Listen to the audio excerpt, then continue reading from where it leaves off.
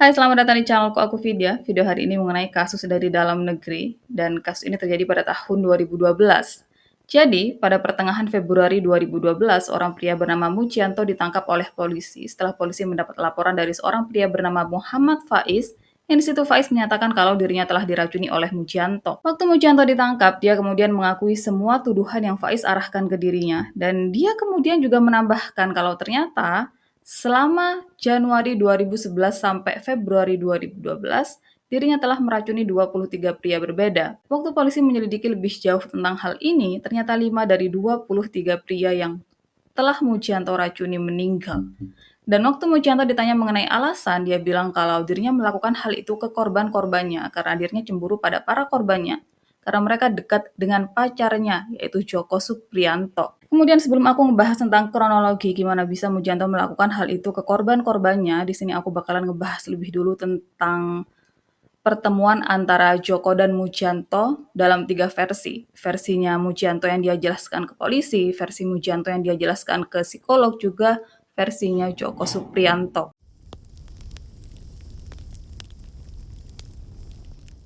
Mujianto lahir pada 24 Januari 1988 di Dusun Pule, Desa Jatikapus, Kecamatan Tarokan, Kediri, Jawa Timur. Orang tua Mujianto adalah buruh tani dan mereka adalah keluarga kurang mampu. Kemudian saat kelahiran Mujianto, ibunya mulai sakit-sakitan. Dan karena keadaan rumahnya yang gak memungkinkan untuk orang tuanya merawat Mujianto, entah dari segi ekonomi yang kekurangan, ibunya yang sakit-sakitan sampai akhirnya meninggal, di usia Mujianto yang ke-8 hari, dia akhirnya mulai diasuh oleh kerabatnya, yaitu Pak Parni dan Ibu Winarti, yang setelahnya Mujianto menjadi anak angkat mereka. Untuk masa kecil Mujianto, semua berjalan dengan normal, dia seperti anak-anak lainnya. Tapi, meskipun dia adalah laki-laki, justru Mujianto lebih cenderung untuk berteman dengan anak-anak perempuan. Dan dia juga lebih suka bermain seperti anak-anak perempuan, kayak main rumah-rumahan, main masak-masakan. Tapi selain dari semua hal itu, semuanya normal. Dan sebagai seorang anak, Mujianto dikenal sebagai anak yang rajin dan suka membantu orang tuanya, entah membersihkan rumah atau membantu orang tuanya di sawah. Mujianto lulus SD pada tahun 1997 dan dia lulus SMP pada tahun 2000, yang itu adalah pendidikan terakhir Mujianto. Karena orang tuanya nggak memiliki dana untuk menyekolahkan Mujianto lebih tinggi. Kemudian pada saat itu Mujianto kan suka main masak-masakan yang akhirnya dia nih bener-bener pinter masak. Dengan berbekal keterampilan memasak, di usia Mujianto yang ke-19 tahun, dia akhirnya pergi ke Jakarta, dia merantau ke Jakarta dan berjualan bakso di sana.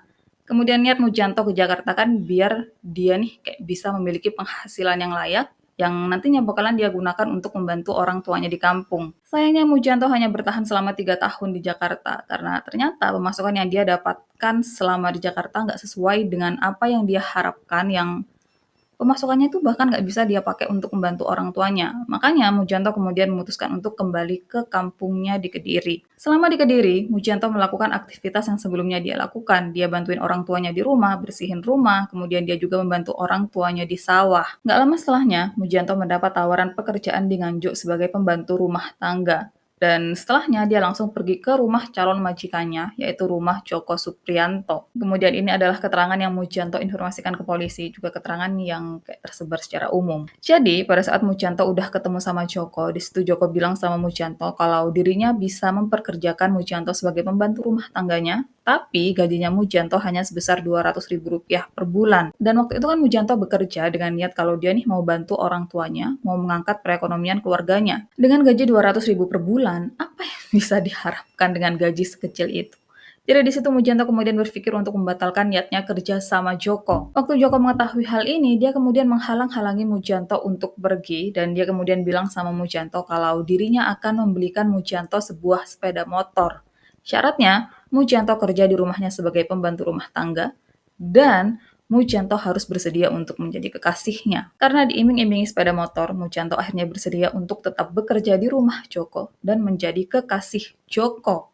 Malam itu juga mereka langsung melakukan hubungan badan. Selama 2 tahun ke depan, menurut Mujianto, dirinya dan Joko memulai hubungan selayaknya suami istri. Mujianto bilang kalau dirinya sama Joko sehari-hari akan melakukan hubungan badan sebanyak 1 sampai 2 kali dengan Joko yang bersikap atau berperan sebagai pihak perempuan. Kemudian Mujianto juga menjelaskan sama polisi kalau sebelum bertemu dengan Joko, dirinya adalah pria normal, dirinya suka wanita, bahkan dirinya menyukai salah satu gadis di kampungnya. dirinya benar-benar menekankan di situ kalau dirinya baru menjadi gay setelah bertemu dengan Joko.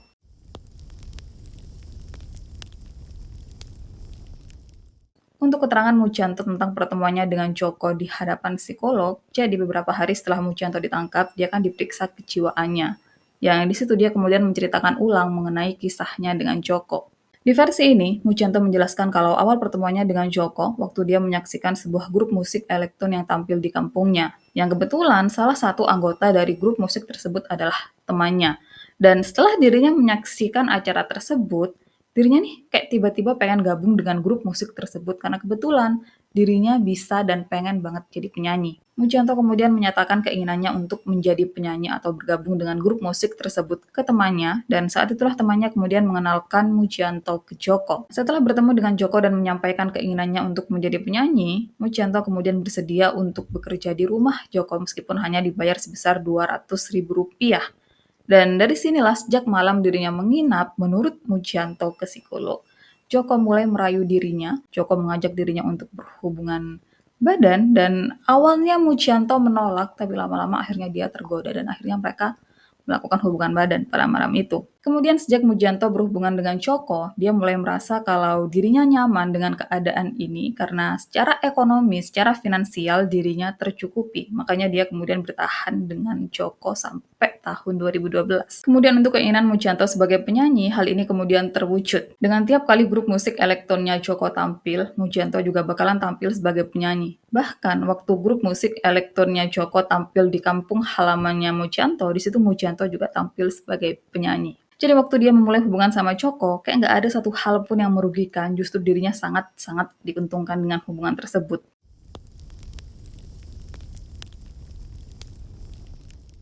Joko Supriyanto adalah seorang guru di salah satu SMP di Nganjuk. Kemudian beberapa artikel menyebut kalau dia berusia 49 tahun, tapi artikel lainnya menyebut kalau dia berusia 55 tahun. Dan entah yang mana yang benar, tapi intinya pada saat kejadian ini, Joko Supriyanto berusia paruh baya. Kemudian untuk status, Joko adalah seorang duda, tapi aku nggak bisa memastikan Joko ini udah nikah berapa kali, karena beberapa artikel menyebut kalau dia udah nikah sebanyak 3 kali, dan pernikahan tersebut berlangsung dengan singkat. Kemudian terakhir kali Joko menikah 5 tahun sebelum kasus ini terungkap. Sementara artikel lain menyebut kalau Joko udah menikah 20 tahun lalu dan pernikahan tersebut hanya hitungan bulan. Aku nggak tahu yang mana yang benar dari informasi tersebut, tapi intinya Joko pernah menikah dan pernikahannya hanya berlangsung sebentar. Kemudian sebelum Mujanto masuk ke dalam rumahnya, Joko tinggal bersama 2 wanita. Yang satu adalah keponakannya, dan keponakannya ini adalah guru TK. Kemudian yang satunya lagi adalah pembantu rumah tangganya. Jadi setelah Mujanto masuk, di dalam rumah tersebut kemudian tinggal 2 wanita dan 2 laki-laki. Kemudian mengenai kasus ini, waktu Mujanto ditangkap, rumah Joko kan diperiksa.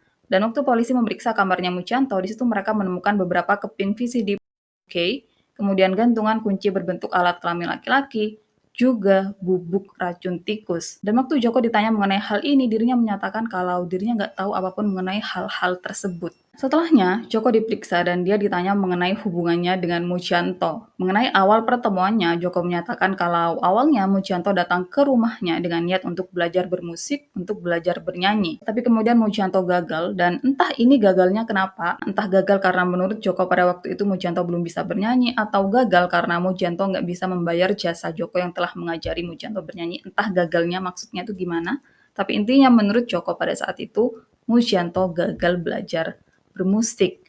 Kemudian setelahnya, Mujanto memaksa Joko untuk memperkerjakan dirinya. Dan Joko kemudian bilang sama Mujanto kalau dirinya nggak memiliki pekerjaan apapun yang bisa dilakukan sama Mujanto. Karena pembantu rumah tangga pun dirinya nih udah punya. Jadi dirinya kayak bener-bener nggak butuh jasanya Mujanto dalam hal apapun. Tapi di situ menurut Joko, Mujanto nih terus-terusan memaksa. Akhirnya Joko bilang sama Mujanto, oke kamu bisa kerja di rumahku, kamu bisa kerja sebagai pembantu rumah tanggaku, tapi aku cuma bisanya tuh bayar kamu 200.000 per bulan. Yang di situ menurut Joko, Mujanto langsung setuju. Kemudian untuk omongan Mujanto yang bilang kalau dirinya memiliki hubungan selayaknya suami istri dengan Joko, di situ Joko benar-benar membantah. Dia bilang kalau dirinya sama Mujanto, hubungan di antara mereka hanya sekedar atasan dan bawahan. Joko juga kemudian menerangkan lebih jauh kalau dirinya tinggal di rumah tersebut nggak berdua aja sama Mujanto, tapi sama 2 orang lainnya. Dan gimana bisa dirinya bersikap selayaknya suami istri dengan Mujanto sementara ada orang lain di rumah tersebut. Dan sebagai kayak bukti tambahan, Joko kemudian bilang kalau aku ini udah pernah menikah sama wanita dan nggak mungkin kalau aku adalah seorang gay. Kemudian nantinya, Mujanto kan bilang kalau dirinya mendapatkan nomor para korban dari HP-nya Joko. Dan di situ lagi-lagi Joko membantah. Joko bilang kalau dirinya sama sekali nggak mengenal para korban, dirinya sama sekali nggak memiliki nomor-nomor tersebut di HP-nya. Dan dia kemudian menyatakan kalau mungkin Mujanto mendapatkan nomor-nomor tersebut dari internet karena yang dirinya tahu Mujanto nih suka internetan, dia suka main Facebook. Jadi di situ Joko curiga kalau mungkin Mujanto bergabung dengan klub atau dengan grup penyuka sesama jenis dan mendapatkan nomor-nomor korbannya dari situ.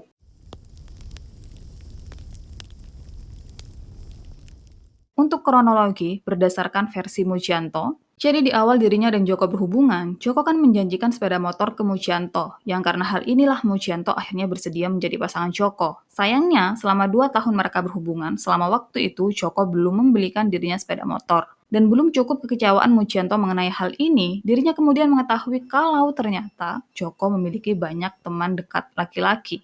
Diliputi rasa marah, kecewa, dan cemburu, diam-diam Mujanto memeriksa HP Joko dan mulai mencatat nomor-nomor yang dia curigai adalah nomor dari pria-pria yang merupakan teman dekat Joko. Setelahnya, Mujanto mulai menghubungi nomor-nomor tersebut dan melakukan pendekatan intens ke pria-pria tersebut. Yang setelah hubungan mereka cukup dekat, Mujanto membujuk mereka untuk datang ke Nganjuk. Jadi sebagian besar korban-korban Mujanto berasal dari luar Nganjuk. Kemudian saat korban Mujanto sampai di Nganjuk, Mujanto bakalan jemput mereka dengan sepeda motor. Dan setelahnya Mujanto juga korbannya akan melakukan hubungan seksual. Kemudian kalian jangan membayangkan lokasi-lokasi yang memang umum dipakai untuk melakukan hal seperti itu kayak misalnya hotel. Tempat yang Mujanto dan korban-korbannya pakai adalah tempat umum yang sama sekali nggak seharusnya dipakai untuk hal-hal seperti itu. Contohnya, mereka melakukan hubungan seksual di pematang sawah atau kamar mandi di pom bensin. Kemudian setelah melakukan hal itu, Mujanto bakalan ngajak korban-korbannya untuk makan dan minum. Yang di momen inilah entah gimana Mujanto kemudian berhasil memasukkan racun tikus ke dalam minuman korban-korbannya. Kemudian saat korban Mujanto mulai lemas karena mereka meminum minuman yang tanpa mereka tahu udah tercampur racun tikus, di situ Mujanto bakalan melakukan dua hal. Antara dia tinggalin korbannya begitu aja, atau antara dia datang ke rumah salah satu warga setempat, dan dia kemudian bakalan bilang kalau temennya lagi sakit, temennya butuh istirahat. Dan waktu orang yang dia datangi bersedia untuk membantu, bersedia untuk menjadikan rumah mereka sebagai tempat peristirahatan korbannya Mujanto, di situ Mujanto kemudian bakalan bikin alasan lain ke si pemilik rumah. Entah dia bakalan bilang kalau dirinya mau pergi ke dokter, mau cari dokter, mau pergi ke keluarganya, yang intinya dia bikin alasan apapun biar bisa pergi sendirian. Yang setelah kepergiannya ini Mujanto nggak pernah kembali lagi. Kemudian tiap kali Mujanto meninggalkan korban-korbannya, dia pasti udah ambil barang-barang korbannya, entah dompet, entah HP. Kemudian berdasarkan pemeriksaan polisi, 5 dari 23 korban Mujanto kan meninggal. Yang dari 18 korban selamat tersebut, cuma 2 orang yang melaporkan hal ini ke polisi. Dan kemungkinan alasan kenapa sebagian besar korban Mujanto nggak melapor karena mereka nggak mau ketahuan sebagai seorang gay. Apalagi beberapa korban Mujanto, termasuk mereka yang udah meninggal, mereka adalah pria beristri. Hal ini juga kemudian menjawab pertanyaan tentang kenapa Mujanto baru tertangkap padahal korbannya udah sebanyak itu. Ya karena sebagian korbannya nggak mau melaporkan hal ini ke polisi. Kemudian tentang gimana bisa Mujanto tertangkap, jadi dari 2 korban yang melaporkan hal ini ke polisi, salah satunya kan adalah Muhammad Faiz. Muhammad Faiz kemudian menjelaskan kalau waktu dirinya dikasih minuman teh sama Mujanto, dirinya cuma meminum 1 teguk teh tersebut karena dirinya ngerasa aneh karena teh tersebut rasanya tuh benar-benar pahit. Kemudian waktu dirinya udah benar-benar lemes, di situ Mujanto langsung tinggalin dirinya setelah mengambil dompet juga HP-nya. Dan beruntungnya pada saat itu ada warga sekitar yang melihat keadaan dirinya nggak baik-baik aja, jadi dirinya langsung dibawa untuk mendapatkan perawatan medis. Yang setelahnya dirinya melaporkan hal ini ke polisi. Untungnya Faiz mengingat plat nomor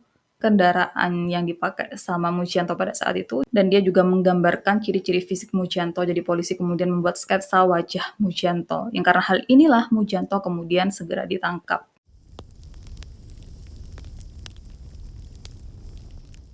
16 Februari 2012, Mujanto diperiksa kejiwaannya. Selain dia memberikan keterangan ke psikolog mengenai awal hubungannya bersama Joko yang udah kita bahas tadi, psikolog yang memeriksa Mujanto juga menyatakan kalau Mujanto meracuni korban-korbannya dalam kesadaran penuh dan tidak menderita gangguan jiwa apapun. Kemudian selama pemeriksaan ini juga diketahui kalau Mujanto sama sekali nggak merasa bersalah dan nggak memiliki penyesalan untuk perbuatannya ke para korban. Kemudian akhir dari kasus ini, pada 13 November 2012, Mujanto diputus bersalah bersalah dan dia cuma dihukum selama 9 tahun penjara. Meracuni 23 orang yang 5 diantaranya meninggal dan mencuri barang-barang berharga milik korban-korbannya tapi cuma dihukum selama 9 tahun. Dan bahkan pada 17 Agustus 2018, waktu masa tahanannya bahkan belum sampai 9 tahun, Mujianto dibebaskan karena dia mendapat remisi hari kemerdekaan. Jadi dia bahkan nggak mendapat hukuman 9 tahunnya secara utuh. Padahal kejahatannya udah seberat itu. Kayak coba bayangkan, aku nggak tahu apa pasal yang dipakai untuk kejahatan ini, apa pasal yang dipakai untuk kejahatannya si Mujianto, karena dia jelas-jelas melakukan pembunuhan berencana, karena dia membawa bubuk racun dari rumahnya, yang kemudian dia kasih ke korban-korbannya. Kenapa dia cuma dihukum selama 9 tahun? 5 orang meninggal karena diracuni sama Mujianto dan dia cuma dihukum selama 9 tahun. Kayak gila nggak? Dan gimana menurut kalian tentang kasus ini? Gimana menurut kalian tentang Mujianto dengan Joko? Menurut kalian, apakah mereka berdua memang nggak memiliki hubungan apapun? Atau apakah memang dari awal Joko yang merayu Mujianto? Menurut kalian, bener nggak sih Mujianto baru menjadi gay setelah dia ketemu sama Joko? Kalau aku sih nggak percaya, karena dari kecil dia udah mainnya sama cewek. Dan hal lain yang buat aku percaya kalau sebenarnya Mujianto udah jadi gay dari dulu-dulu. Menurutku nggak semudah itu untuk seseorang menjadi gay. Kalaupun orang berubah menjadi gay, prosesnya nggak dalam semalam. Nggak seperti Mujianto. Dan segini video untuk hari ini. Makasih udah nonton videoku sampai akhir. Kita ketemu di video-video lainnya. Bye.